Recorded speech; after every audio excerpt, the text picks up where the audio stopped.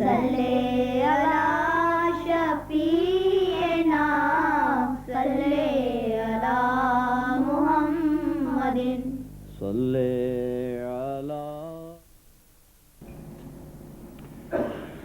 أشهد أن لا إله إلا الله وحده لا شريك له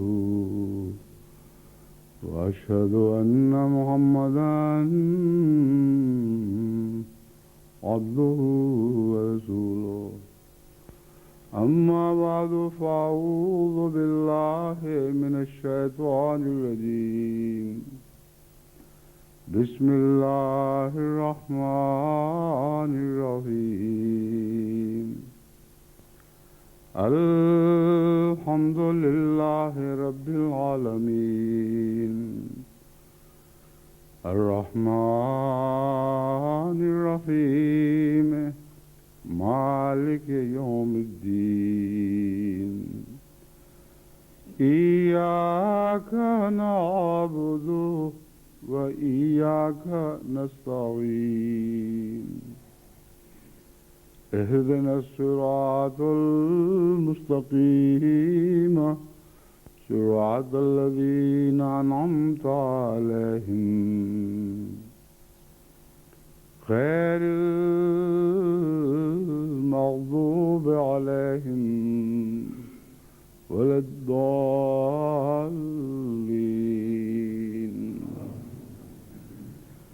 سابقوا إلى مغفرة من ربكم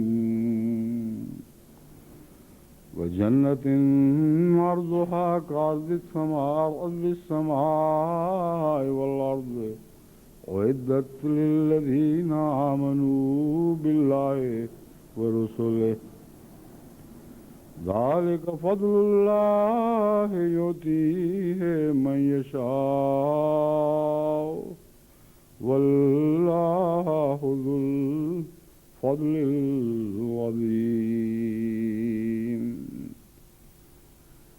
الحدید آیات 21 اور 22. گزشتہ خطبے میں جو مضمون چل رہا تھا حضرت اقدس مسیح موعود علیہ السلام کے ایک اقتباس کے حوالے سے تھا. اس کی چونکہ ابھی صرف 2 سطریں ہی ختم ہوئی تھیں، اس لیے میں نے وعدہ کیا تھا کہ انشاءاللہ آئندہ خطبے میں اسی اقتباس کو اور اس سے تعلق رکھنے والے مضمون کو آگے بڑھاؤں گا. پہلے ایک اور آیت تھی جس کے تعلق میں یہ اقتباس پیش کیا جا رہا تھا. اب ایک اور آیت ہے جس کے تعلق سے یہی اقتباس پیش کیا جائے گا اور ان دونوں میں بھی گہرا تعلق ہے. لیکن اس سے پہلے کہ اس مضمون پر میں مزید روشنی ڈالوں یا اس آیت کریمہ سے اور مسیح موعود علیہ السلام کے اقتباس سے مزید روشنی حاصل کروں اور آپ کے ساتھ شریک ہوں، میں یہ اعلان کرنا چاہتا ہوں کہ جماعت احمدیہ ماریشس کا آج سالانہ جلسہ شروع ہو رہا ہے، اور اسی طرح جماعت احمدیہ اسپین کا 12واں سالانہ جلسہ شروع ہو رہا ہے. اور ان دونوں جماعتوں نے بار بار اصرار کیا ہے کہ اس خطبہ جمعہ میں ان کا بھی ذکر خیر چلے اور ان کو مخاطب کر کے بھی کچھ باتیں کی جائیں.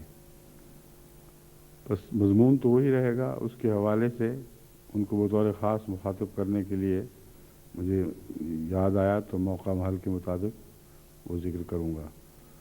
مگر اس ابتدائی عمومی ذکر میں ہی ان لوگوں کو یہ سمجھ لینا چاہیے کہ یہ ذکر جو آج یہاں چل رہا ہے ساری دنیا میں اس وقت جہاں جہاں بھی جماعت احمدیہ کا سیٹلائٹ کے ذریعے رابطہ قائم ہے وہاں چل رہا ہے، اور دنیا کے ہر خطے میں 24 گھنٹے کے ہر منٹ یا ہر لمحے میں خدا تعالیٰ کے فضل کے ساتھ یہ باتیں پہنچ رہی ہیں. اور جہاں جہاں بھی احمدی انہیں سن رہے ہوں گے طبعاً ان کے دل میں ان دونوں جماعتوں کے لیے خصوصیت سے دعا کی تحریک ہوگی، اور یہی غالباً ان کا مقصد ہے. باقی نصیحتیں تو سب کے لیے مشترکہ ہی ہوا کرتی ہیں. ہاں اگر کوئی ایسی بات ذہن میں آئی جو ان دونوں جماعتوں کو بطور خاص کہنی ہو تو انشاءاللہ میں اس کا ذکر کروں گا. یہ آیت کریمہ جس کی میں نے تلاوت کی ہے اس میں اللہ تعالیٰ فرماتا ہے سابقو الی مغفرتن، سابقو میں تیزی سے بڑھنے کا مضمون ہے اور ایک دوسرے سے مسابقت کا مضمون بھی ہے۔ سبقہ کہتے ہیں ایسے شخص کو جو تیزی سے آگے نکل گیا، یعنی ایک شخص جو آگے سے نکل جائے تیزی سے، خواہ وہ شخص ہو یا گھوڑا بھی ہو، اس کے لیے سبقہ کا لفظ آئے گا، سبقت لے گیا۔ مگر سابقہ کا مطلب ہے کہ مقابلے میں سبقت لے گیا۔ تو یہ مضمون زیادہ تحریص کی خاطر، زیادہ توجہ دلانے کی خاطر ایسے سیغے میں بیان فرمایا ہے جس میں مغفرت کے تعلق میں ایک دوسرے سے مقابلہ کرنے کا مضمون داخل فرما دیا۔ ہر شخص کے لیے مغفرت حاصل کرنے میں جلدی کرنی چاہیے، لیکن سابقو کہہ کر یہ فرما دیا کہ تم ایک دوسرے سے بھی مغفرت میں مقابلے کرو۔ یعنی یہ مطلب نہیں ہے کہ کھلم کھلے چیلنج دے کر مقابلے کرو، مگر کوشش کرو کہ اپنے ان بھائیوں سے آگے بڑھو جو ہمیشہ مغفرت طلب کرنے میں مصروف رہتے ہیں اور مغفرت طلب کرنے کی تائید میں ان کے اعمال رونما ہوتے رہتے ہیں۔ بس ایسا چیلنج نہیں کہ جو اکٹھا ایک لائن پر کھڑا کر کے بھگایا جا رہا ہو، مراد یہی ہے کہ ہر مومن کو محض یہ نہیں سوچنا چاہیے کہ میں آگے بڑھ رہا ہوں، بلکہ باقیوں کو دیکھ کر اپنی حیثیت کی تعیین کرے۔ اگر مغفرت کے میدان میں اسے اپنے سے آگے بہت سے دکھائی دے رہے ہوں تو پھر مقابلہ کرے اور یہ کوشش کرے کہ سب سے آگے بڑھ جائے۔ سابقو الی مغفرت من ربکم، اپنے رب کی طرف سے مغفرت میں مقابلے کرتے ہوئے تیزی سے آگے بڑھو۔ وہ جنت عرضھا کعرض السماء، اور جنت کی طرف آگے بڑھو جس کی وسعت آسمان اور زمین کی وسعت کی طرح ہے۔ اس میں بہت سے پہلو ہیں جو تفصیل طلب ہیں، ان کی تفصیل میں آپ کے سامنے رکھتا ہوں، مگر یاد رکھیں کہ یہاں جنت کو اور مغفرت کو گویا ایک دوسرے کا متبادل پیش کیا گیا ہے۔ یعنی اگر تم مغفرت کی طرف تیزی سے آگے بڑھو گے تو جنت کی طرف بھی آگے بڑھو گے، اور گویا ایک ہی چیز کے دو نام ہیں۔ اور جہاں تک یہ مضمون ہے کہ ارضھا کعرض السماء والارض، اگرچہ اسے محض جنت کی وسعت کے بیان کے تعلق میں پیش کیا جاتا ہے، مگر میرے نزدیک اس کا تعلق ویسا ہی مغفرت سے ہے، کیونکہ مغفرت کی وسعت کے ساتھ جنت کی وسعت کا تعلق ہے۔ جتنی کسی کی مغفرت، جتنی ہی کسی کو خدا تعالیٰ کی رحمت سے مغفرت نصیب ہوگی، اسی قدر اس کی جنتوں کو وسعت ملے گی، اور یہ دونوں مضامین ایک دوسرے سے باہم پیوستہ ہیں۔ اور مغفرت کا تعلق چونکہ رحمت سے ہے، اور رحمت ہر چیز پر حاوی ہے، اور جنت بھی رحمت ہی کے نتیجے میں ہے، اس لیے یہ دونوں مضامین ایک دوسرے سے گہرا تعلق رکھتے ہیں۔ یہ وہ جگہ ہے جہاں اعمال کا ذکر نہیں اور جنت کا ذکر ہے۔ یہی وہ ایک مقام ہے جہاں کسی اور مضمون کے بیان کرنے کی بجائے محض مغفرت ہی کو جنت کی کنجی کے طور پر پیش فرمایا گیا ہے۔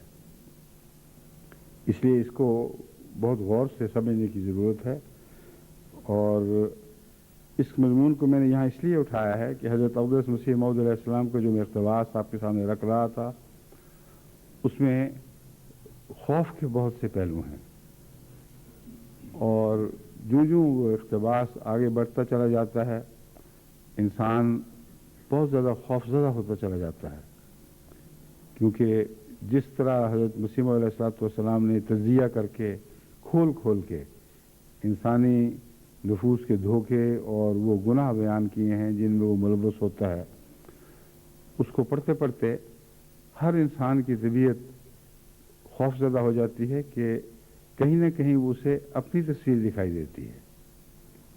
وہ ساری بیماریاں جو حضرت مسیح موعود علیہ السلام نے بیان فرمائی ہیں، وہ تمام تر ایک شخص میں اگر ہوں تو وہ شیطان کا دوسرا مظہر ہوگا ایک، اور شیطان اور اس شخص کے دو نام ہوں گے، وجود ایک ہی ہوگا گویا کہ۔ مگر جب یہ بیماریاں بیان کی جاتی ہیں تو مراد یہ ہے کہ ہر وہ شخص جو ان عبارتوں کو پڑھتا ہے وہ اپنے نفس پر ان کا اطلاق کرتا ہوا آگے بڑھے، اور جہاں بھی اس کا نفس اس کو متنبع کرے کہ یہ تو تمہاری تصویر ہے، وہاں ٹھہرے اور غور کرے اور پھر فیصلہ کرے کہ کس طرح اس الجھن سے نجات مل سکتی ہے، اس مصیبت سے کہ انسان نے گناہ میں پھنس گیا ہے اور نجات کی راہ دکھائی نہیں دیتی۔ اس غیر معمولی خوف زدہ حالت سے نکالنے کے لیے مغفرت کا مضمون ہے، اور اللہ تعالیٰ فرماتا ہے کہ اللہ کی مغفرت یعنی اللہ کی رحمت ہر چیز پر وسیع ہے، اور مغفرت کی وسعت کے مضامین اور بھی بہت سے بیان ہوئے ہیں، مگر اس آیت کریمہ میں مغفرت کی وسعت اور عظمت کا جو بیان ہے ویسا اور کسی آیت میں آپ کو نہیں ملے گا کہ مغفرت کو ہر دوسری چیز پر حاوی کر دیا گیا، ہر چیز سے وسیع کر دیا گیا، اور جنت ہی کا نام مغفرت رکھ دیا ہے۔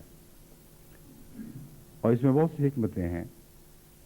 امر واقعہ یہ ہے کہ جنت کسی کے اعمال کے زور سے نصیب نہیں ہو سکتی، کیونکہ عقل کے خلاف بات ہے کہ ایک انسان کو اپنے اعمال کی وجہ سے وہ جنت ملے جس کی وسعتوں کی انتہا کوئی نہیں۔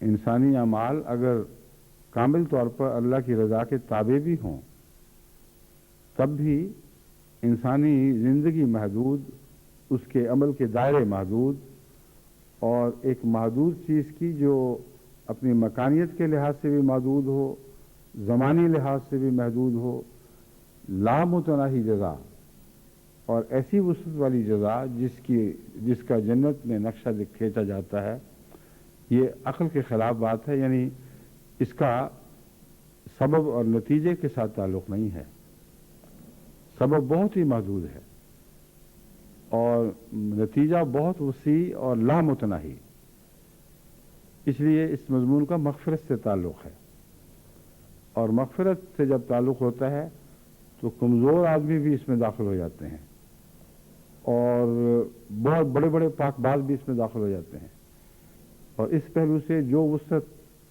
جنت کی بیان کی گئی ہے اس مضمون میں بھی وہی وسعت داخل ہو جاتی ہے، شامل ہو جاتی ہے۔ یعنی یہ وہ مغفرت کی آیت ہے جو ذلیل ترین گناہگار کے اوپر بھی سایہ کیے ہوئے ہے امکانی طور پر، اور عظیم ترین نبی کے پاک اعمال پر بھی سایہ کیے ہوئے ہے، اور وہاں بھی جو انسانی کمزوریاں اس بزرگ نبی کو اپنے اندر دکھائی دیتی ہیں ان پر بھی اس کی رحمت کا سایہ ہے۔ تو جہاں وسعتوں کا مضمون ہو وہاں اس سے بہتر انداز بیان اختیار ہو نہیں سکتا کہ مغفرت جنت ہی کا دوسرا نام ہے، اور مغفرت کا سایہ اتنا وسیع ہے کہ اس سے کائنات کا کوئی پہلو باہر نہیں رہتا۔ عرض کا معنی وسعت کا، میں وسعت کر رہا ہوں کیونکہ عربی لغت میں اس کا ایک معنی وسعت بھی ہے، بہت سے معنی ہیں، ایک معنی قیمت بھی ہے۔ اس لحاظ سے اس کا ترجمہ یہ بنے گا کہ ایسی مغفرت کی طرف، اپنے رب کی طرف سے ایسی مغفرت کی طرف آگے بڑھو، اور ایسی جنت کی طرف آگے بڑھو جس کی قیمت زمین و آسمان کی قیمت کے برابر ہے۔ مگر میں نے جو ترجمہ کیا ہے وہ بھی عربی لغت سے ثابت، مگر اس سے بہت بڑھ کر حضرت صلی اللہ علیہ وآلہ وسلم کی تصدیق یافتہ ترجمہ ہے، کیونکہ جب یہ آیت کریمہ نازل ہوئی تو صحابہ میں سے بعض نے یہ عرض کیا کہ یا رسول اللہ، اس سے تو معلوم ہوتا ہے کہ زمین و آسمان کی جو وسعتیں ہیں ان تمام وسعتوں پر جنت حاوی ہے، یعنی ان سے کم نہیں، پوری کی پوری ان پر پوری اتر رہی ہے۔ اگر یہ بات ہے تو جہنم کہاں ہے؟ اس کا جواب رسول اللہ صلی اللہ علیہ وسلم نے یہ نہیں دیا کہ قیمت ہے یہ مراد، اس لیے تم غلط سمجھ رہے ہو۔ آپ نے تسلیم کیا اور فرمایا کہ جہنم بھی وہیں ہے، لیکن تم سمجھ نہیں سکتے ان باتوں کو۔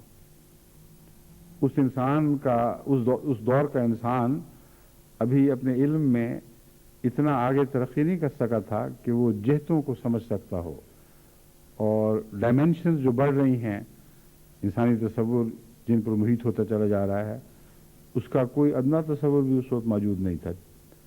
صرف 6 جہات تھیں جن کو وہ جانتا تھا، اور ایک وقت کے جہت جس کو وہ شامل کر لے، اس کے سوا اس کے سامنے کوئی چیز نہیں تھی۔ اور 6 جہات بھی دراصل 3 جہات ہیں۔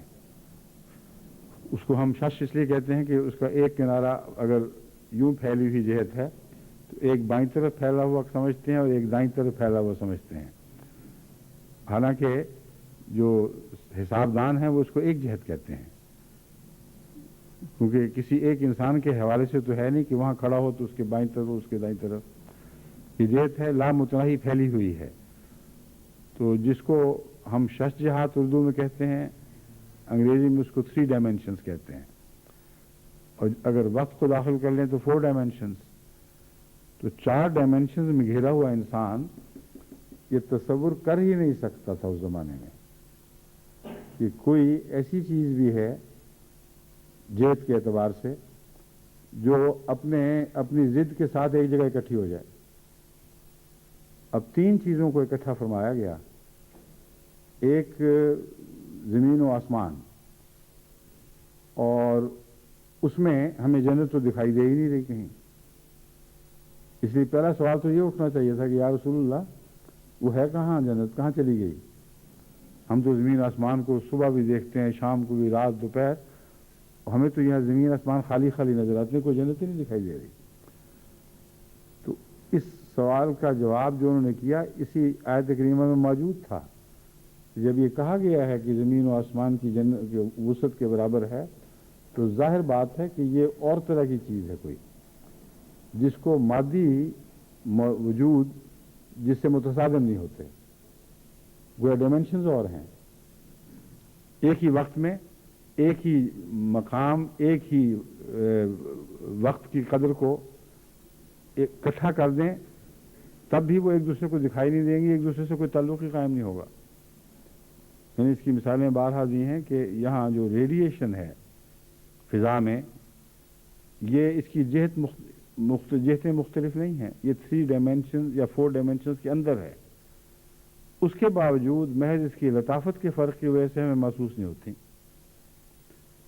اگر ڈائمینشنز بدل جائیں تو اس کے وجود کا کوئی تصور ہی نہیں ہو سکتا، اس کی نوعیت ہی نہیں سمجھ آ سکتی، موجود رہے گی مگر کسی پہلو سے بھی انسان اس کو اپنے دائرہ تصور میں کھینچ کر لا نہیں سکتا۔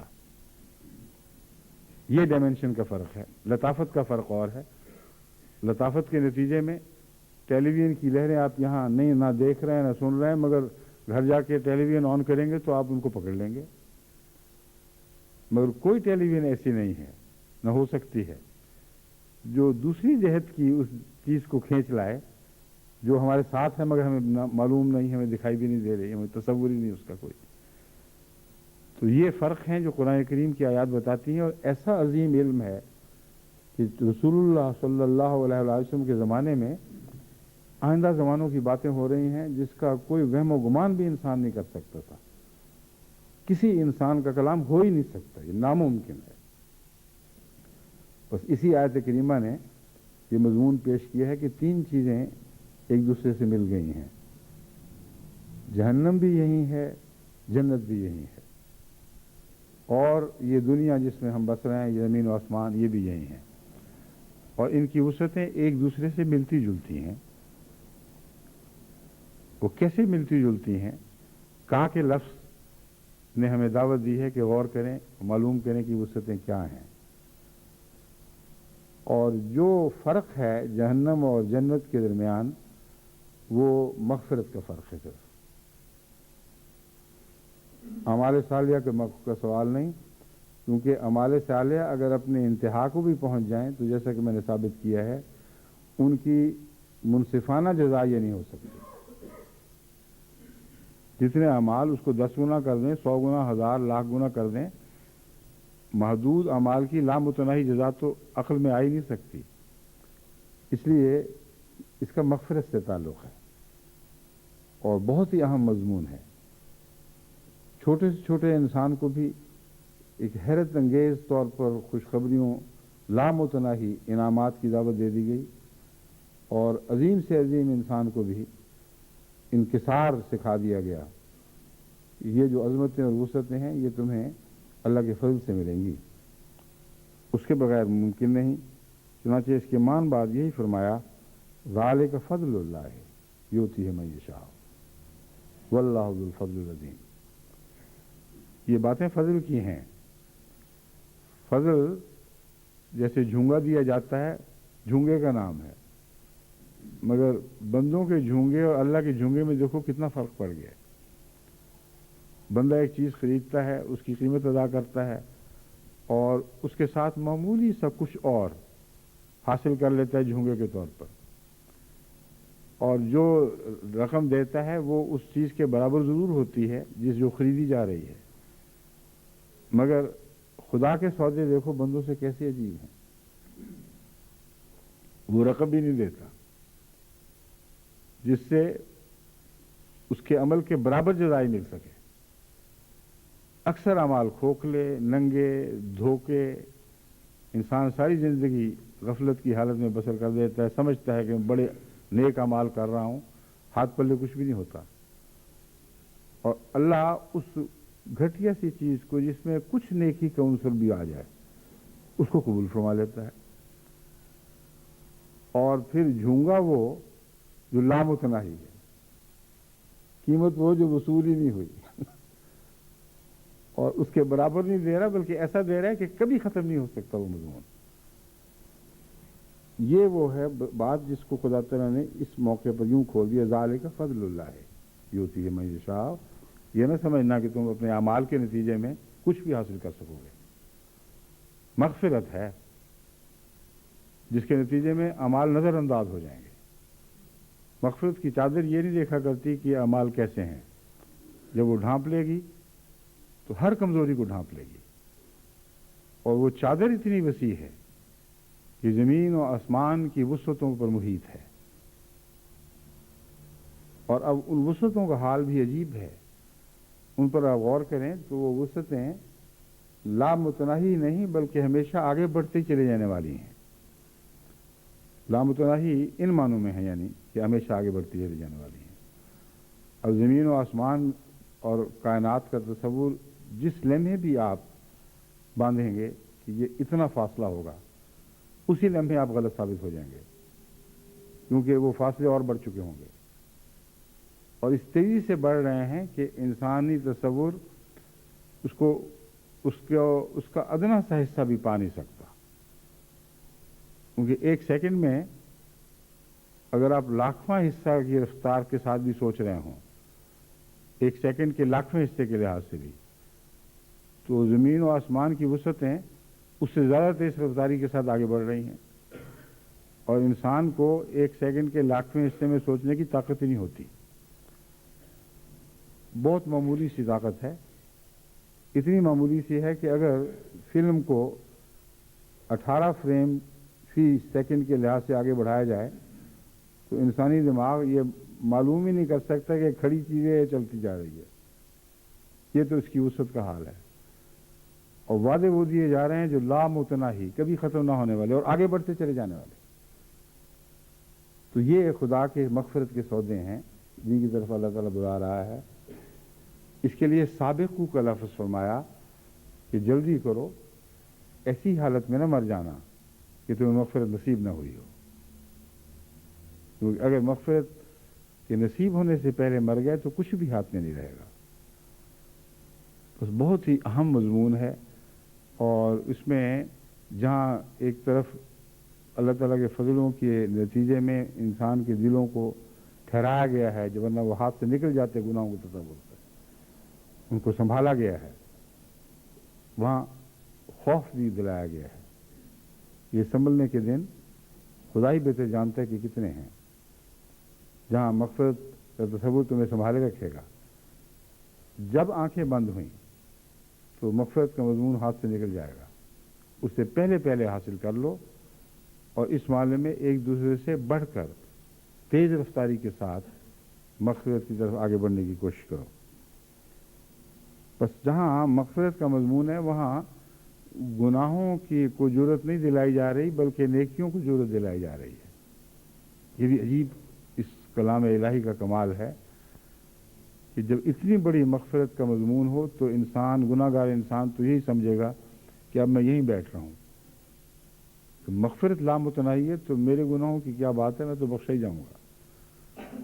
اللہ تعالیٰ یہ نہیں فرما رہا, متنبع کر رہا ہے اور کہہ رہا ہے کہ گناہ چھوڑنے میں جلدی کرو, کیونکہ مغفرت کا تعلق گناہ چھوڑنے کی کوشش سے ہے. اور ایک دوسرے سے آگے بڑھو, کیونکہ پتہ کوئی نہیں تمہیں اس کا وقت کب آئے گا, تمہارا وقت کب آئے گا. اگر اس نے پہلے سے زیادہ کمائیاں کر لی ہوں, تم سے زیادہ کمائیاں کر لی ہوں اور تم جلدی مر جاؤ تو تم اسے بہت پیچھے رہ جاؤ گے. اس لیے اس حرص کے ساتھ آگے بڑھو کہ کہیں وہ زیادہ ہی نہ لے گیا ہو مجھ سے. یہ زیادہ کی تمنا بعض دفعہ لطیفوں کی صورت میں بھی بیان ہوتی ہے, مگر وہ لطیفے دراصل انسانی فطرت کی نقاشی کرتے ہیں. ان میں ہنسی کی بات نہیں, بہت سنجیدہ پیغامات ہوتے ہیں. بس جیسا کہ میں نے ایک دفعہ آپ کے سامنے پہلے بھی بیان کیا تھا, ایک اندھے نے ایک سجاکے کے ساتھ مل کر پیسے ڈال کے تو حلوہ بنوایا, اور یہاں کے ملکوں میں تو اس کی کوئی بھی قیمت نہیں ہے, مگر غریب ملکوں میں بڑی قیمت ہے, کیونکہ وہاں تو شعراء بھی یہ کہتے ہیں کہ ہر روز عید نیست کے حلوہ کا خورد کسے, کہ روز روز عید نہیں ہوا کرتی کہ وہ حلوہ کھائے. اور ان ملکوں میں تو اس کا وہم و گمان بھی نہیں آ سکتا کہ سال میں ایک دن کسی غریب ملک میں بعض لوگوں کو حلوہ ملتا ہے. تو میں اس ملک کی بات کر رہا ہوں. حافظ صاحب یہ مغرب کے حافظ صاحب نہیں تھے بلکہ مشرقی ملک کے رہنے والے تھے. تو انہوں نے بیچاروں نے کچھ پیسے جوڑے, کچھ ایک سجاکے نے, اور دونوں نے مل کے حلوہ تیار کروایا. جب کھانے لگے تو کچھ دیر کے بعد حافظ صاحب کو خیال آیا کہ مجھے کیا پتا یہ کتنا تیز کھا رہا ہے, میں اندھا بیچارہ, پیسے برابر کے ہیں تو مجھے تیز کرنا چاہیے کچھ. اس نے ذرا رفتار تیز کر دی, جلدی جلدی لقمے کھانے شروع کر دی. تھوڑی دیر کے بعد خیال آیا کہ مجھے کیا پتا کہ ایک ہاتھ سے کھا رہا ہے کہ دو ہاتھ سے کھا رہا ہے. تو چلو دونوں ہاتھوں سے کھاتے ہیں. اسے دونوں ہاتھوں سے کھانے شروع کر دی. اور وہ بیچارہ جو دوسرا تھا وہ حیران ہو گیا, حافظ صاحب کو دیکھیے کر کیا رہے, وہ تو کھانا ہی چھوڑ بیٹھا, وہ دیکھتا ہی رہ گیا. کھاتے کھاتے حافظ صاحب کو خیال آیا کہ کوئی اور ترکیب اس نے کی ہوگی, مجھے نظر نہیں آ رہی. حلوہ سارا اٹھایا, نے کہا جی باقی میرا حصہ ہے. تو اندھے کو بھی جو چیز پسند ہے اس میں سبقت کی روح تو ہے نا, اور جس کو نظر نہیں آ رہا. ہم بھی تو اندھے ہیں, ہمیں نہ اپنے اعمال نظر آ رہے ہیں, نہ یہ پتہ ہے کہ کب مرنا ہے, زمین و آسمان کی حقیقت سے نہ آشنا, یہ پتہ نہیں کہ کب خدا کی مغفرت کیسے نصیب ہو سکتی ہے, کون سا عمل ہے جو اسے پسند آ جائے گا. تو اس دنیا کے اندھے سے بہت بڑھ کر سبقت کی روح اختیار کریں, اس میں ہنسی کی بات نہیں ہے. آپ دونوں ہاتھوں سے مغفرت طلب کریں, سارا تھال اٹھا لیں اعمال کا, تب بھی محدود رہیں گے. اور جو مغفرت کا مضمون ہے وہ آگے بہت آگے بڑھ جائے گا. اس کے جو وسعت ہے, وہ وسعت والی مغفرت آپ کے ان اعمال سے نصیب نہیں ہو سکتی, وہ فضل سے نصیب ہوگی. اور فضل کا وعدہ ہے اگر کوشش کرتے رہو. تو اگر کوشش کرو کہ اللہ ہمیں ان محدود گندے ناپاک اعمال کے نتیجے میں بھی بخش دے, تو اس طرف بڑھنے کی ضرورت ہے. یعنی اپنے اعمال کو رفتہ رفتہ جہاں تک ممکن ہو ان کو گندے اعمال کو دور کر کے نیک اعمال میں داخل ہونے کی صحیح, مسلسل صحیح, بلکہ سبقت لے جانے کی کوشش. اور پھر آخر پر پھر وہی بات کہ سب کچھ کر گزرنے کے بعد پھر بھی پتہ نہیں کیا حالت ہے, تو پھر اس دنیا کے اندھے کی طرح نیک اعمال پر ایسے ہاتھ مارو کہ گویا سب کو سمیٹنے کی کوشش کر رہا ہو. اس حالت میں اگر موت آتی ہے تو خدا کا یہ وعدہ لازماً پورا ہوگا. سابقوا الی مغفرۃ من ربکم وجنۃ عرضھا کعرض السماء. اس جنت کی طرف آگے مغفرت کی طرف آگے بڑھو, یعنی اس جنت کی طرف. ایک ہی چیز کے دو نام ہیں.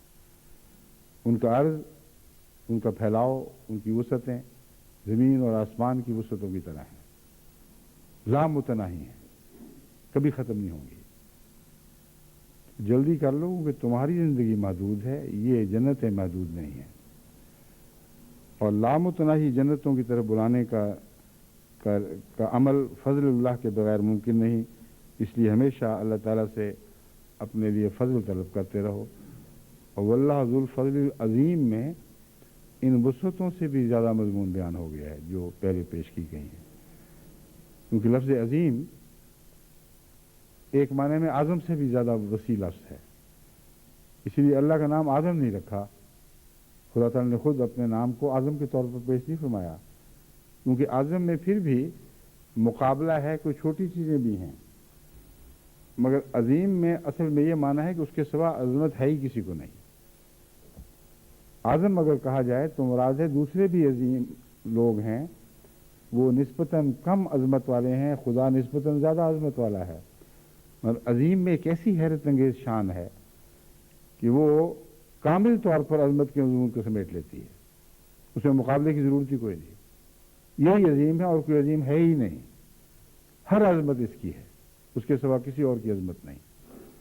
حمد و ثنا والے مضمون میں حضرت مسیح موعود علیہ السلام نے یہی مضمون بیان فرمایا. اسی رنگ میں عظمت ہے اس کی عظمت. اب دیکھیں قرآن کریم سے کتنا گہرا تعلق ہے حضرت مسیح موعود علیہ السلام کے کلام کو، لیکن پڑھنے والا اگر غور نہیں کرے گا تو اسے نہیں سمجھ آئے گی. عظمت ہے اس کی. عظمت سے مراد یہ ہے کہ اور کسی کی عظمت ہے ہی کچھ نہیں. یہ وہم دل سے نکال دو تو مقابلہ کا سوال ہی نہیں پیدا ہوتا. ایک ہی ہے جو عظیم ہے. تو واللہ ذو الفضل العظیم میں وہ جو وسعتوں والی جنت ہے اس سے بھی زیادہ وسیع تصور پیش فرمایا گیا ہے. اور اس تصور نے ایک اور مضمون پیدا کر دیا کہ انسان جو اس کائنات کو بہت وسیع سمجھتا ہے اس سے زیادہ اس کا تصور پہنچ ہی نہیں سکتا. چنانچہ بعض سائنسدان اور اونچے درجے کے حسابدان یہ سمجھتے ہیں کہ حسابی روح سے اس کائنات کے سوا دوسری کائنات ہو ہی نہیں سکتی، بس یہی ہے. لیکن اب جو نئی دریافتیں ہو رہی ہیں ان سے یہ امکانات کھل رہے ہیں اور وہ حیران اور ششدر رہ گئے ہیں کہ یہ کائنات بھی کسی اور طرف متحرک ہو رہی ہے. وسعتوں کے علاوہ کسی اور طرف بڑھ رہی ہے. اور وہ کیا چیز ہے جس کی طرف بڑھ رہی ہے؟ کوئی کشش ہونی چاہیے اس میں. اگر ہے تو وہ کیا ہے اس کی ہمیں کوئی خبر نہیں. تو واللہ ذو الفضل العظیم میں یہ بیان فرمایا گیا ہے کہ تم کائنات کے حوالے سے یہ نہ سمجھ بیٹھنا کہ خدا کے پاس بس یہی کچھ ہے جو تمہیں دے گا. تمام کائنات کی وسعتیں بھی مانگ لو تب بھی خدا کے خزانے ختم نہیں ہوتے. اور یہی مضمون ہے جو حضرت رسول اللہ صلی اللہ علیہ وآلہ وسلم نے بیان ہی اسی طرح میں سمجھایا. اب فرماتے ہیں کہ ساری کائنات بھی اس سے مانگ لو تو اس کے فضلوں میں تو کوئی کمی نہیں آئے گی، اس کی طاقتوں میں، اس کے خزانوں میں کوئی کمی نہیں آئے گی. اتنی بھی نہیں آئے گی جیسے سوئی کو کسی وسیع سمندر میں ڈبو کر باہر نکال لو، اس کے ناکے پہ جتنا پانی چمٹا ہوگا اتنی کمی بھی نہیں آئے گی اللہ کے خزانوں میں اگر تم اس سے ساری کائنات مانگ لو. تو واللہ ذو الفضل العظیم نے اس مضمون کو بے انتہا وسعت عطا فرما دی ہے. مگر فضل کے طالب ہمیشہ رضا پر نظر رکھا کرتے ہیں. مغفرت کے ساتھ جہاں رحمت کا تعلق ہے وہاں فضل کے ساتھ رضا باری تعالیٰ کا تعلق ہے. اس میں کوئی دلیل نہیں، کوئی استدلال نہیں. ایک انسان کی کوئی ادا کسی کو پسند آ جائے اسے جو چاہے دے دے، جتنا چاہے دے دے. اس کا مغفرت سے تعلق نہیں ہے، کیونکہ مغفرت میں تو اس کی کمزوری کے نتیجے میں سزا نہ دینے کا مضمون ہے. اس کی غفلت کے نتیجے میں اسے بعض نعمتوں سے محروم نہ کرنے کا مضمون ہے. فضل کا مضمون اس سے آگے بلند تر مضمون ہے جس میں پسند کی بات ہے. اب بعض لوگ ایسے بھی ہیں ساری عمر گناہوں میں مبتلا، ان کی کوئی ایسی ادا خدا تعالیٰ کو پیاری لگتی ہے کہ سارے گناہ بخش دیے، لامتناہی جنتوں میں داخل کر دیا. یہ ذالک فضل اللہ ہے یؤتی ہے من یشاء، واللہ ذو الفضل العظیم کے ساتھ تعلق ہے. اور اس کے لیے ہمیشہ انسان کو رضا کا طالب رہنا چاہیے. مغفرت کے طالب کے لیے اپنے گناہوں پر نظر رکھ کر ان کو کم کرنے کی کوشش کرنا ہے. اس کوشش میں وہ کامیاب نہ بھی ہو تو اللہ کی مغفرت اسے ڈھانپ سکتی ہے، لیکن نیت کا خلوص لازم ہے. نیت صاف ہو، سچی ہو، کوشش ضرور ہو اور جاری رہے، اور کسی مقام پر ٹھہرے نہیں، اور کوشش یہ ہو کہ رفتار بڑھتی رہے، کم نہ ہو. یہ ہے وہ مضمون جس کے نتیجے میں خدا تعالیٰ کی طرف سے مغفرت کا وعدہ ہے، جو لامتناہی، جیسا کہ میں نے بیان کیا ہے، اس حد تک لامتناہی کہ کائنات کی وسعتوں پہ محیط ہے، اور انسانی جنت بھی جو انسان کو ملے گی وہ بھی کائنات کی وسعتوں پر محیط ہے، لیکن اس کا دائرہ بڑھ رہا ہے اور آگے تک بڑھتا چلا جا رہا ہے. فضل یہ کہتا ہے کہ ایسی باتیں کیا کرو جو پیاری لگیں. بعض وقت کسی کی ایک ادا ہی ایسی پیاری لگتی ہے کہ انسان اس پہ اپنا دل دے بیٹھتا ہے اور ہمیشہ کے لیے اسی کا ہو جاتا ہے. چھوٹی سی بات ہوتی ہے. اب وہ بادشاہ شاہ جہان جس نے نور جہاں پہ دل دے دیا تھا، پگلونڈی سی دل اتنی سی بات پہ دیا کہ اس سے ایک بھولے پن کی ادا نکلی. اس نے اس کو 2 کبوتر پکڑائے تھے کہ یہ کبوتر میں تمہارے پاس رکھا رہا ہوں، ان کو ذرا مضبوطی سے پکڑی رکھنا، میں ابھی کام کر کے آؤں گا تو تم سے لے لوں گا. اس بیچاری سے ڈھیلا ہاتھ تھا، وہ شاید رحم دل تھی، تو زور سے نہیں پکڑا. ایک کبوتر ہاتھ سے نکل گیا اور اڑ گیا. جب بادشاہ واپس آیا اس نے اسے پوچھا کہ ہیں ایک کبوتر میں تو تمہیں 2 دے کے گیا تھا. اس نے اڑ گیا.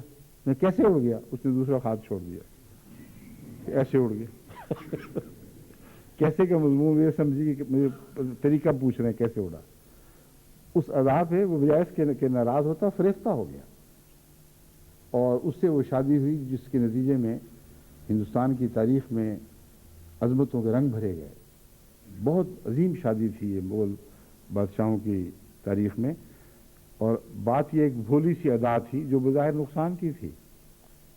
تو اللہ تعالیٰ انسان کے بندوں کو، اپنے بندوں کو ایسے پیار سے بعض دفعہ دیکھتا ہے کہ چھوٹی سی ادا بھی اس کو پیاری آتی ہے جو بظاہر نقصان کی ادا ہے.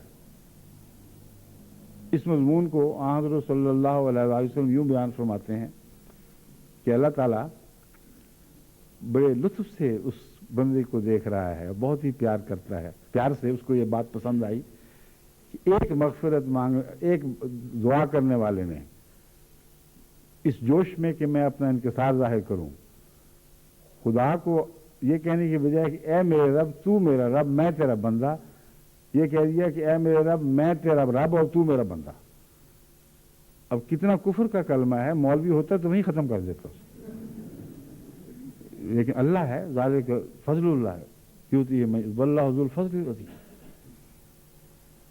اس کو ایسا پیار آیا اس ادا پر کہ جان کے نہیں کیا، محبت کے جوش میں، افراتفری کے عالم میں خدا کو بندہ کہہ بیٹھا ہے، اپنے آپ کو رب کہہ بیٹھا ہے، اللہ اس پہ پیار کی نظر ڈال رہا ہے.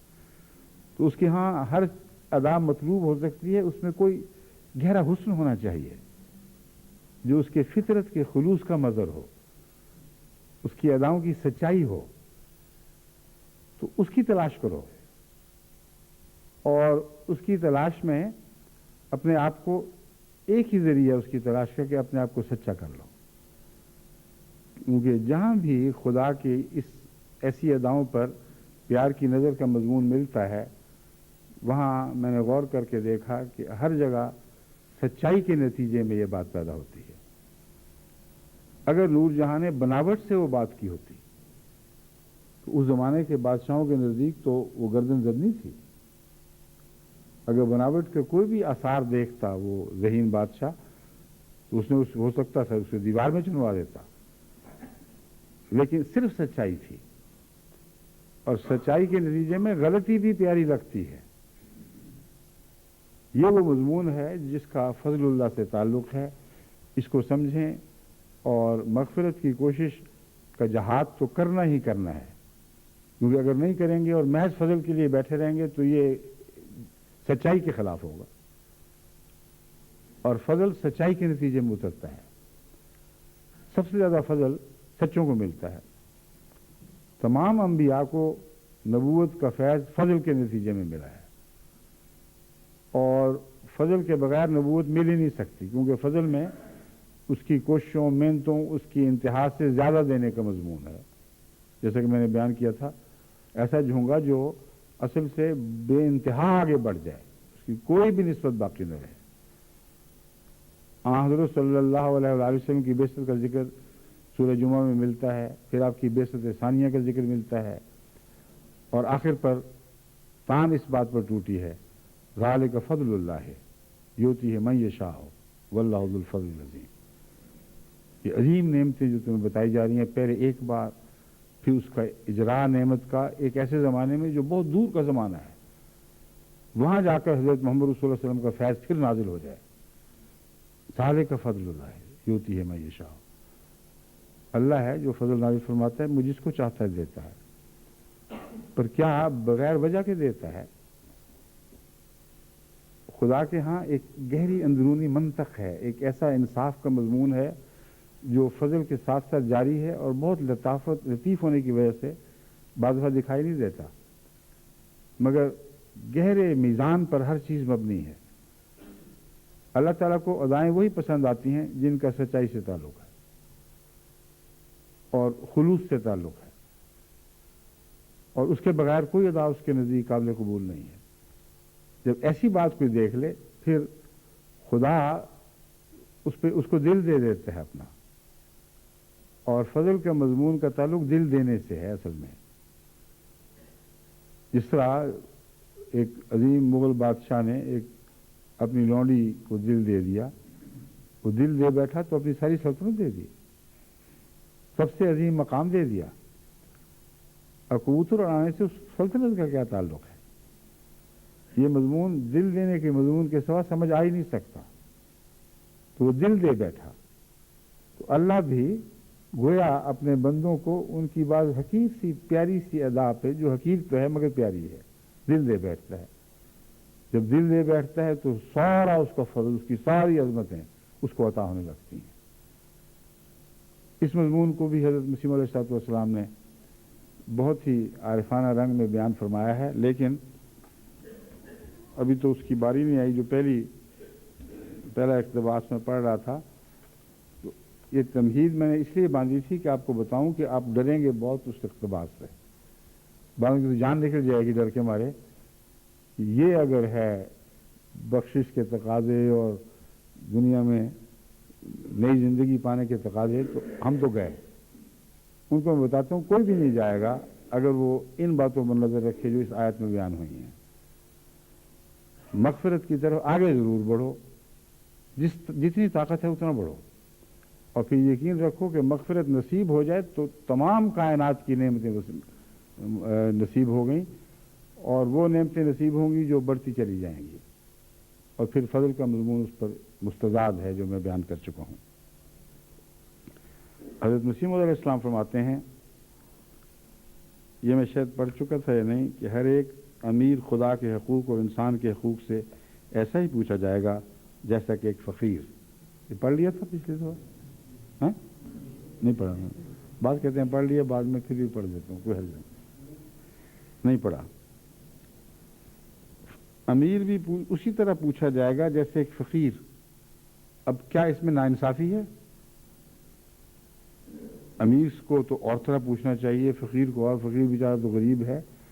لیکن وہی مضمون میں آپ کو بتا رہا ہوں کہ خدا کے ہاں نہایت لطیف توازن ہے. امیر کس نے بنایا؟ خدا نے بنایا. اور فقیر کس نے بنایا؟ وہ بھی تو خدا ہی نے بنایا ہے. اس لیے پوچھنے میں فرق نہیں کرے گا. امیر کو اس کی حیثیت کے مطابق پوچھا جائے گا، یہ مضمون ہے، اور فقیر کو بھی اس کی حیثیت کے مطابق پوچھا جائے گا. یہ ضروری نہیں کہ صرف امیر ہی نیکی کر سکتا ہو یا عطا کر سکتا ہو، فقیر بھی عطا کر سکتا ہے. اور بعض دفعہ فقیروں کی عطائیں امیروں پر سبقت لے جاتی ہیں. تو جب انعام کا مضمون جاری ہوگا تو پھر پکڑ اور سزا کا مضمون بھی جاری ہوگا. ہاں ان کی غلطیاں ان کے ماحول کے مطابق دیکھی اور پرکھی جائیں گی، اور استطاعت کے مطابق ان سے سلوک کیا جائے گا. لیکن یہاں حضرت مسیح علیہ السلام کا یہ فقرہ یاد رکھنے کے لائق ہے، بلکہ اس سے بھی زیادہ کا پھر کیا مضمون ہے. ایک طرف فرماتے ہیں ہاں اسی طرح دیکھا جائے گا، اس سے بھی زیادہ سے وہ مضمون مراد ہے جس کی طرف میں نے اشارہ کیا ہے کہ امیر کو چونکہ نعمتیں زیادہ ملی ہیں اس لیے اس کی ذمہ داریاں پھیل گئی ہیں. ان معنوں میں امیر سے زیادہ پوچھا جائے گا، کیونکہ فقیر کے پاس تو ہے ہی تھوڑا سا. کسی کو آپ 4 آنے دیں کہ 4 آنے کا سودا لے آؤ اور پھر اس سے حساب کریں تو 1 منٹ کے تھوڑے سے حصے میں حساب ہو جائے گا. 2 پیسے کا تیل لیا، 1 پیسے کا فلاں لیا. کسی کو لاکھ روپیہ دیں تو حساب میں وقت لگتا ہے. تو زیادہ پوچھنے سے یہ مراد ہے کہ امیر کی استطاعت زیادہ ہے، چونکہ اس لیے اس سے زیادہ تفصیلی حساب ہوگا بنسبت غریب کے جس کی استطاعت ہی تھوڑی ہے. بس کیا ہی بدقسمت وہ شخص ہے جو اس مختصر زندگی پر بھروسہ کر کے بکلی خدا سے منہ پھیر لیتا ہے.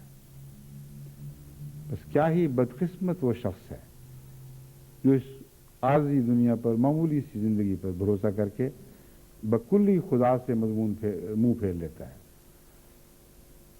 آپ سے میں نے گزشتہ خطبے میں گزارش کی تھی کہ یہ مضمون کشتی نوح کے حوالے سے پڑھیں تو پھر آپ کو سمجھ آئے گی. یہ اس کا دوسرا کنارہ ہے جو بیان ہو رہا ہے.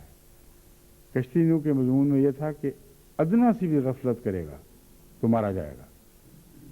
مطلب ہے کہ وہ سزا کے نیچے آ جاتا ہے، ایسی تلوار کے نیچے آتا ہے جو ٹوٹ کے گر سکتی ہے اس کے اوپر.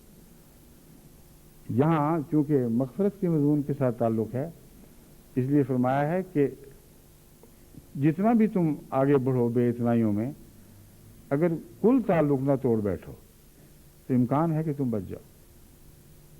اس لیے کیا ہی بد نصیب ہے وہ شخص، کا بدقسمت ہے وہ شخص جو دنیا کی زندگی کے پر بھروسہ کرتے بکلی خدا سے منہ پھیر لیتا ہے. کلی والوں کے لیے مغفرت کا کوئی مضمون نہیں ہے. جن کی برائیاں، زندگی کی بدیاں ان کو گھیرے میں لے لیں اور پھر خدا سے کلیتاً غافل ہو جائیں، ان کی دنیا ہی بدل جاتی ہے، وہ اور ہی قسم کے لوگ بن جاتے ہیں. بعض ملکوں میں بھاری کثرت ان لوگوں کی ہے جو بکلی خدا سے منہ پھیر بیٹھے ہیں، اور یہ زمانہ بڑا نازک ہے جس میں ہم اس وقت گزر رہے ہیں. تو یاد رکھو کہ اگر انسان خدا سے جدائی کرتے کرتے بغیر کسی ضمیر کی آواز کے آگے بڑھتا چلا جائے، یوں کہنا چاہیے ضمیر کی آواز پر دھیان دیے بغیر آگے بڑھتا چلا جائے، تو لازماً ایک ایسا مقام آئے گا جہاں وہ حد سے گزر جائے گا، اور اس سے تجاوز کرنے کے بعد پھر واپسی کی راہ کٹ جاتی ہے. تو وہ راہیں ہیں. اب حضرت مسیح علیہ السلام ان راہوں کی نشان یا ان حدود کی نشاندہی کر رہے ہیں جن حدود سے آگے پھر مغفرت کا مضمون ختم اور پکڑ اور جہنم کا مضمون شروع ہو جاتا ہے. تو یاد رکھو کہ وہ شخص بڑا ہی بد نصیب اور بدقسمت ہے جو مختصر زندگی پر بھروسہ کرتے ہوئے آہستہ آہستہ اتنا دل لگا بیٹھتا ہے کہ گویا خدا اس کے تصورات سے باہر نکل چکا ہے، اس کا کوئی وجود ہی باقی نہیں رہا. اگر یاد آتا ہے تو ایک خادم کے طور پر یاد آتا ہے کہ یہاں ضرورت پڑی ہے، اے خدا آ میرا کام کر دے. بیمار ہوتا ہے تو یاد آنے کا یہ مطلب نہیں کہ بکولی نہیں نکلا، بکولی نکلا ہوا ہے، اور یاد خدا کے طور پر نہیں آتا بلکہ نوکر کے طور پر آتا ہے. ایک متکبر شخص اپنے سے ادنا وجود کو جس طرح سمجھتا ہے یہ میری خدمت کے لائق بنایا گیا ہے، جب ضرورت پڑے گی آواز دے گا. تو خدا سے وہ تعلق ہرگز نہیں ہے، وہ خدا اس کی دنیا سے نکل چکا ہے، اور تبھی پھر وہ آتا نہیں. ایسا شخص لاکھ آوازیں دیتا رہ جائے، خدا اس کی دنیا میں نہیں آتا، کیونکہ اس کی آواز اس کو پہنچتی نہیں. بس بکلی خدا سے تعلق توڑ بیٹھنا ایک اتنا خطرناک مضمون ہے کہ جو روزمرہ کی زندگی میں درپیش ہونے کے باوجود ہم سوچتے نہیں ہیں، کیونکہ تعلق جب ٹوٹے تو ٹوٹتے ٹوٹتے ٹوٹتا ہے، جڑے تو جڑتے جڑتے جڑتا ہے. ہم نے صرف یہ دیکھنا ہے کہ کیا ہمارا رخ ٹوٹنے کی طرف آگے بڑھ رہا ہے یا جڑنے کی طرف آگے بڑھ رہا ہے. اتنا سا شعور ہے جس کے پیدا ہونے سے آپ کتنی بڑی خطرناک ٹھوکروں سے بچ سکتے ہیں. بس اس بات کو سمجھانے کی خاطر یہ ساری میں نے تمہید باندھی ہے. خدا سے بکلی تعلق نہ ٹوٹ جائے. اگر یہ ٹوٹا تو کچھ بھی نہیں رہے گا. اور بکلی تعلق تب نہیں ٹوٹے گا جب آپ نگاہ رکھیں گے کہ آپ کا تعلق ٹوٹ رہا ہے یا مضبوط ہو رہا ہے, بڑھ رہے ہیں اس کی طرف یا اس سے دور ہٹ رہا ہے. دور ہٹتے ہوئے بھی جہاں یہ شعور پیدا ہو گیا کہ ہم نے بہت کچھ کھو دیا, ہمیں واپسی چاہیے, وہیں سے واپسی کا راستہ شروع ہو جائے گا, وہیں سے مغفرت کا مضمون شروع ہو جائے گا. تو اگر اتنی تاخیر ہو جائے کہ معاملہ حد سے بڑھ جائے تو پھر آپ کا تعلق ٹوٹ چکا ہوگا, آپ کو ذہن میں بھی نہیں آئے گا آپ کیا کھو بیٹھے ہیں. اور اس وقت پھر خدا سے دوری کی لذتیں شروع ہوتی ہیں. انسان آزاد ہو جاتا ہے, وہ کہتا ہے میں ہی مالک ہوں, میں سب کچھ ہوں. پھر جو کچھ ہو وہ کر گزرتا ہے. اگر حاکم ہے تو ایسا خود مختار حاکم ہے, ایسا ڈکٹیٹر بن کے ابھرتا ہے کہ اس کے لیے ہر فعل جائز ہے. اگر وہ ملازم ہے تو بددیانتی میں, اس کے مالک کے معاملات میں, ظالمانہ طور پر تصرف کے معاملے میں اس کو ذرہ بھی پرواہ نہیں ہوتی. حکومتوں کے ملازم دیکھ لیں, اب ہمارے ممالک میں جہاں بدقسمتی سے بددیانتی زیادہ ہو گئی ہے وہاں یہی حال ہے. حکومت کے مال کو تو یوں سمجھتے ہیں کہ اس کی کوئی حقیقت حیثیت ہی کوئی نہیں. اس میں سے وہی مال ہے جو ہمارا بن سکتا ہے, باقی جائے جہنم میں, کوئی پرواہ نہیں. اکثر ان کا بن جاتا ہے.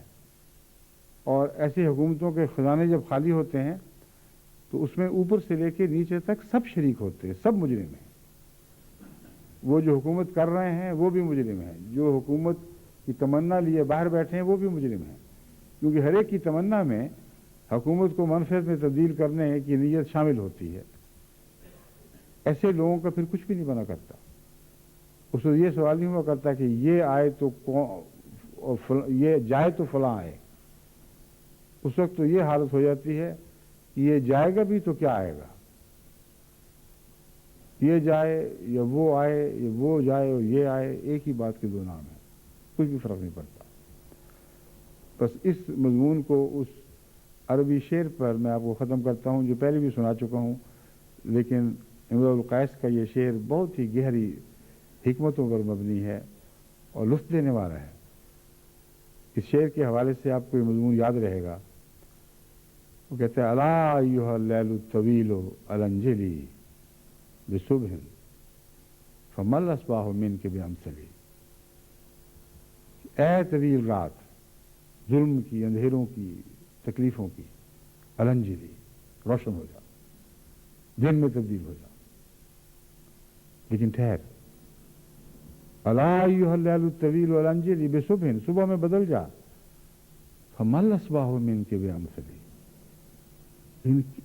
میں کیا کہہ رہا ہوں, وہ صبح جو آنے والی ہے وہ تجھ سے بہتر تو نہیں آئے گی.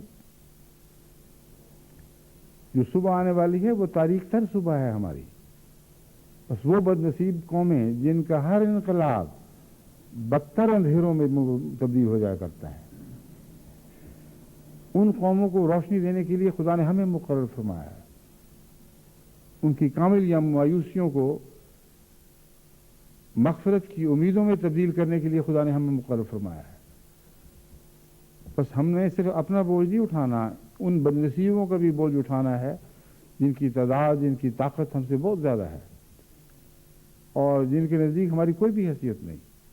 وہ نہیں جانتے کہ ان کی زندگی ہم سے وابستہ کر دی گئی ہے. آج خدا کے فضل سے ہم ہی ہیں اس مغفرت کے طالب جس کا ذکر یہاں موجود ہے, اور جس مغفرت کے طالبوں کو سپرد خدا نے دوسروں کی مغفرت کے کام بھی فرما دیے ہیں.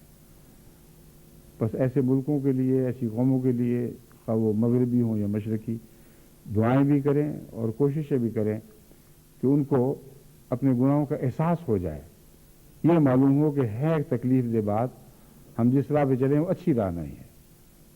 پیشتر اس کے کہ وہ وقت آ جائے جب سے کوئی واپسی نہیں ہوا کرتی. اگر ہماری دعائیں اور ہماری توجہ دلانا ان کے اندر یہ شعور پیدا کر دے تو پھر آخری کنارے سے پہلے پہلے یہ اٹھ سکتے ہیں اور واپسی ممکن ہے. اللہ کرے ہمیں اپنی آخرت کو بھی محفوظ کرنے یعنی خدا کی مغفرت کی چادر میں لپیٹنے کی توفیق ملے، اور تمام بنی نوع انسان میں جہاں تک ہمارا اثر پہنچتا ہے ان سب کی بد حالت کو ایسی حالت میں تبدیل کرنے کی توفیق ملے جہاں سے مغفرت کا مضمون شروع ہوتا ہے۔ اللہ ہمیں اس کی توفیق عطا فرمائے۔ الحمد للہ نحمدہ ونستعینہ ونستغفرہ ونؤمن بہ ونتوکل علیہ ونعوذ باللہ من شرور انفسنا من سیئات اعمالنا من یہدہ اللہ فلا مضل له ومن یضللہ فلا ہادی لہ ونشهد أن لا إله إلا الله وحده لا شريك له ونشهد أن محمدا